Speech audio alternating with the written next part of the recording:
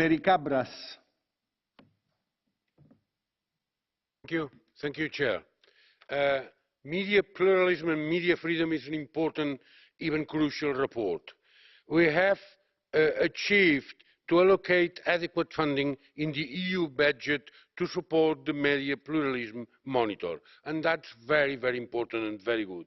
As the rapporteur has stated, we tackled very important topics like fake news, whistleblowers, geo-blocking and licenses, always defending freedom of expression, which is the crucial and the central point of our concern.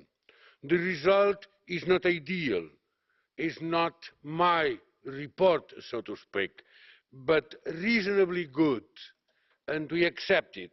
I wish to pay homage to the rapporteur, Barbara Spinelli. She presents a good and intelligent report.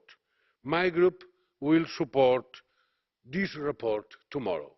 Thank you.